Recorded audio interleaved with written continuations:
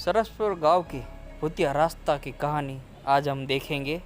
इसमें यह कहानी एक कुंडलपुर के पहाड़ों के बीच बसा एक खूबसूरत गांव सरसपुर की। लेकिन कहते हैं इस गांव तक आने वाला जंगल का रास्ता भूतिया है। प्यारेलाल कुछ दिन पहले ही इस गांव में रहने आया था। वह भी गांव वालों से इस रास्ते के बारे में सुन रखा था, लेकिन प्यारेलाल चुड़ैल भूत पर विश्वास नहीं करता था। एक दिन वह रात को उसी रास्ते से अपनी बाइक से शहर से लौट रहा था और उसकी बीबी सुमति भी उसके साथ थी। अचानक से एक काली बिल्ली उसका रास्ता काट देती है। प्यारेलाल जोर से ब्रेक लगाता है, तभी वह काली बिल्ली उसके बाइक के पास आकर गुर्राने लगी। दोनों बिल्ली को भगाने का प्रयास करते हैं, लेकिन उस बिल्ली का गुर्राना बंद नहीं होता है। गुर्राते गुर्राते वह सुमति के ऊपर चढ़ जाती है। वह उसे हटाने का प्रयास करती है, लेकिन बिल्ली उसे जोर से दबोचा हुआ होता है। तब प्यारेलाल बिल्ली को पीछे से पकड़ता है और सुमति को उसकी पकड़ से छुड़ाता है। फिर प्यारेलाल एक पत्थर उठाकर उसे मारता है। बिल्ली जोर से गुर्राते हुए सामने के पेड़ पर चढ़ जाती है और अचानक वहां से गायब हो जाती है। उसे अचानक गायब होते देख दोनों डर जाते हैं। प्यारेलाल, ये बिल्ली कहाँ गायब हो गई? सुमति, गांव वाले सही कहते हैं, ये रास्ते सच में भूतिया है। वो बिल्ली जरूर कोई भूत थी। प्यारेलाल, तुम भी ना, जंगल का रास्ता है, यहाँ जंगली बिल्लियाँ और जानवर होते ही है। सुमति, होते होंगे, लेकिन वो किसी पर इस तरह हमला नहीं करते होंगे। चलो चलो जल्दी निकलो यहाँ से, कहीं फिर से कोई जानवर ना आ जाए। प्यारेलाल ने बाइक स्टार्ट किया, लेकिन जैसे ही बाइक की हेडलाइट चली, उसे सड़क पर कई सारे गहने गिरे हुए दिखाई दिए और उसमें सोने के सिक्के भी थे। वह कुछ सोच पाता तभी उसे किसी औरत के रोने की आवाज़ आने लगी। सुमति, अब किसका इंतज़ार कर रहे हो? हम किसी मुसीबत में न फंस जाए। वे दोनों घर लौट आए, लेकिन प्यारेलाल के आंखों के सामने वो गहने और सिक्के अभी भी घूम रहे थे। वैसे तो प्यारेलाल को किसी बात की कमी नहीं थी, लेकिन वो बहुत लालची था। वो उन गहनों को किसी तरह हासिल करना चाहता था। अगले दिन प्यारेलाल अकेले ही बीज लेने के लिए शहर जा रहा था और सुमति की बातों को अनसुना करके बाइक स्टार्ट करके घर से निकल गया। थोड़ी देर बाद वह उसी भूतिया रास्ते पर पहुंच गया। दिन में भी वह रास्ता बिल्कुल सुनसान था। प्यारेलाल अपनी बाइक से चला जा रहा था, तभी उसे रास्ते के किनारे पर एक सुंदर सी दुल्हन दिखाई दी जो रो रही थी। उसे समझ नहीं आ रहा था कि इस सुनसान रास्ते पर यह दुल्हन कहाँ से आई।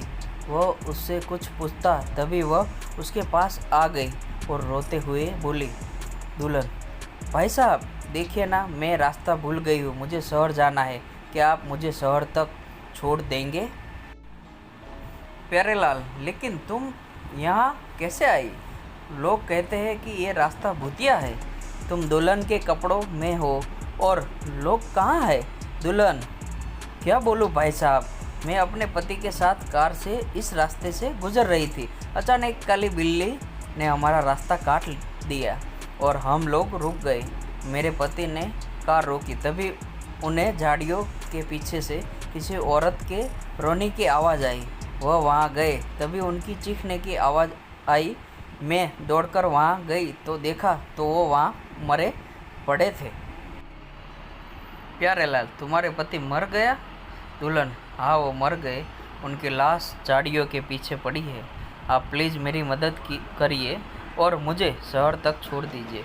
बदले में मैं आपको ये सारे सोने के गहने दे दूँगी और मेरे पास कुछ सोने के सिक्के भी है। सोने की बात सुनकर प्यारेलाल के कान खड़े हो गए। वो तो उसी की तलाश में आया ही था।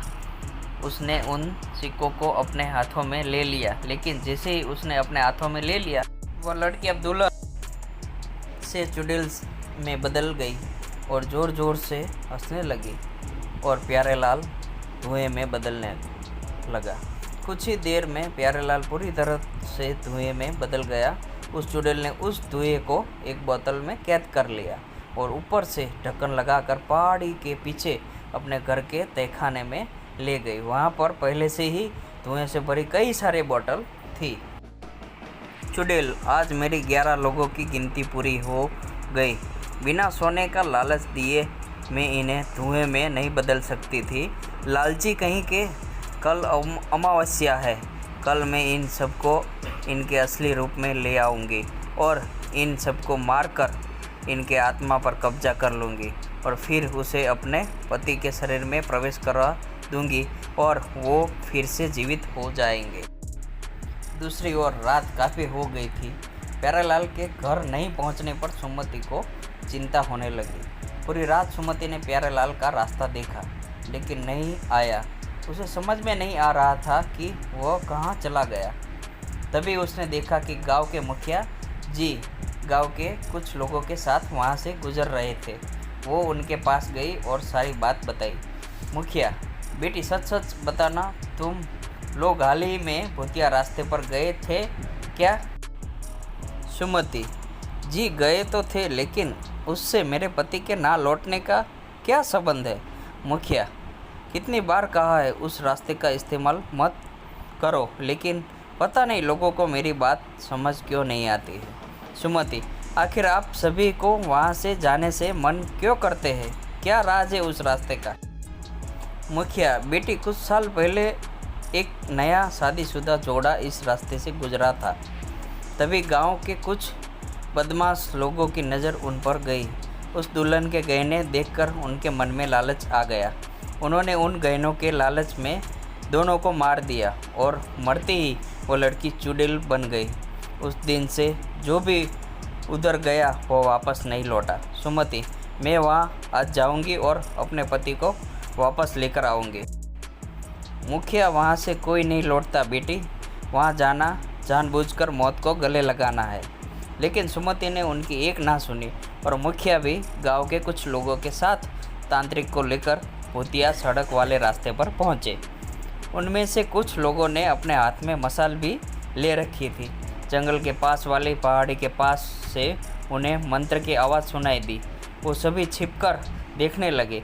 देखा कि वही चुड़ैल मंत्र पढ़ रही है। चुड़ैल, हे शैतानी ताकत, प्रकट हो।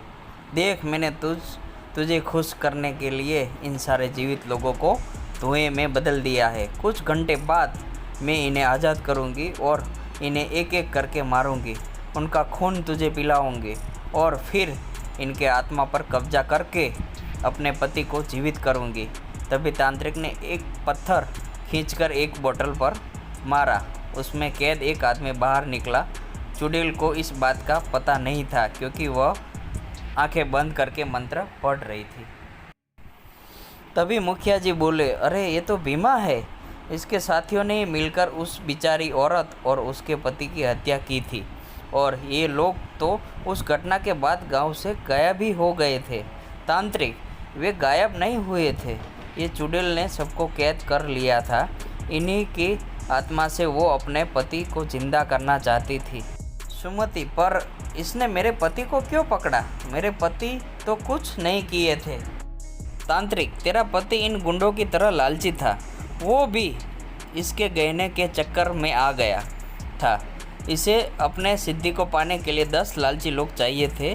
10 तो ये थे ही, लेकिन 11 की गिनती पूरी नहीं हो रही थी। लेकिन उस दिन जब तुम और तुम्हारा पति इस रास्ते से गुजर रहे थे, तभी इसने जान लिया कि तेरे पति को लालच में फंसाया जा सकता है। वो बातें कर ही रहे थे कि चुड़ैल अपने आंखों खोली और अपने सामने फूटी बोतल देखकर गुस्से में भर गई।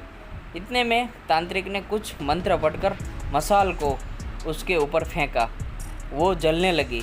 उसी बीच तांत्रिक ने सारी बोतलें को पत्थर मारकर फोड़ दिया और उसमें से कैद सभी लोग बाहर निकल गए। प्यारेलाल भी इनमें से एक था।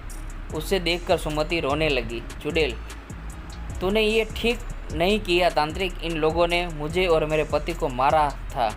तुमने इन दुष्टों को आज़ाद कर दिया। तांत्रिक, इनके गलती की सज़ा इन्हें ज़रूर मिलेगी, मैं इस बात का वादा करता हूँ। लेकिन तू जो कर रही थी, ये करके तू ईश्वर को चुनौती दे रही थी। एक बार जो मर गया उसे जीवित नहीं किया जा सकता। चुड़ैल जलकर राख हो गई। उसके बाद गांव वालों ने उन बदमाशों को पुलिस के हवाले कर दिया। प्यारेलाल के साथ साथ पूरे गांव को न लालच करने की कसम खाई। उस दिन के बाद से वो रास्ता भूतिया नहीं रहा। चुड़ैल की आत्मा मुक्त हो गई।